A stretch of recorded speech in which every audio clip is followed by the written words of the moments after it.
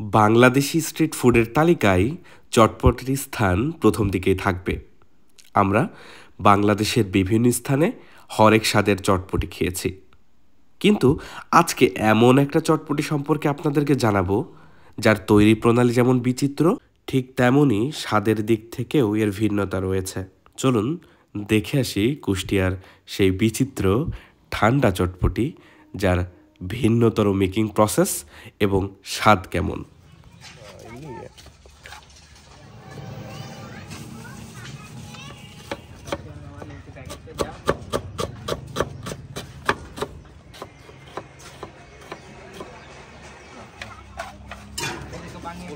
এটা নিমকি ভাজা। আচ্ছা, নিমকি দিচ্ছেন। আচ্ছা, আর ফুচকা। আচ্ছা, ফুচকা, চানাচুর, চানাচুর, শসা কাটা, আচ্ছা, টমেটো, পেঁয়াজ, কাঁচা ঝাল। এটা কি দিচ্ছেন? এটা হচ্ছে বিট লবণ, হ্যাঁ, ঝালের গুঁড়ো, ঝালের গুঁড়া, ধনিয়ার গুঁড়া, ধনিয়ার গুঁড়া, জিরা গরম মশলা, ম্যাগি মশলা আর টেস্টি সল্ট। Test salt.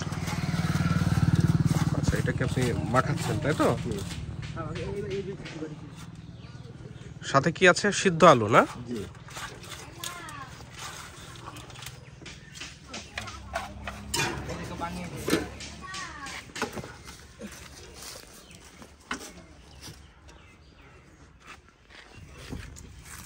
এটা কি দিলেন?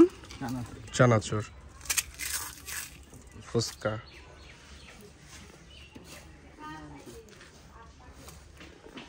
আর এটা টক।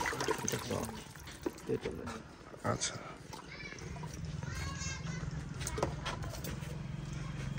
বানানো শেষ, তাই তো? কত টাকার বানাইলেন এটা? 20 টাকার। ভাইয়ের নাম? আমার নাম ইউসুফ। বাসা? বানিয়াপাড়া। বানিয়াপাড়া, কুষ্টিয়া, তাই তো? আচ্ছা, কুষ্টিয়ার এমন একটি ইউনিক চটপটি, যেটা বাংলাদেশে আমরা বিভিন্ন জায়গায় কিন্তু চটপটি খেয়েছি। কুষ্টিয়ার এই চটপটিটা, এর making style as well as এটার মানে স্বাদ একদমই অন্যান্য চটপটি থেকে ভিন্ন। আমরা বিভিন্ন ভাইরাল চটপটি দেখেছি বিভিন্ন জেলাতে। আমি মনে করি যে এইটা যদি আমরা কেউ ট্রাই করি, তো এটা আমাদের কাছে অনেক ইউনিক লাগবে। তো বিভিন্ন ইনগ্রিডিয়েন্টস দিয়েছে, আমি ভিডিওতে আপনাদেরকে দেখাচ্ছি। তো আমি একটু খেয়ে টেস্ট করে আপনাকে বলবো আর কি। খাওয়ার স্বাদ তো এক্সপ্রেস করে বোঝানো যায় না নিজে না খাইলে। ঠিক আছে, মজা। কিন্তু চটপটি কিন্তু ঠান্ডা। আমরা সাধারণত চটপটি গরম খাই। ছোটবেলায় যখন কুষ্টিয়াতে কিন্ডারগার্টেন লাইফে পড়াশোনা করছি, তখন এই চটপটিটা আমরা প্রায়শই খাইতাম। তখন দাম ছিল 5 টাকা বা তারও কম। এখন এটা বেড়ে দাঁড়িয়েছে 20 টাকাতে। স্বাদ মোটামুটি সে আগের মতোই আছে।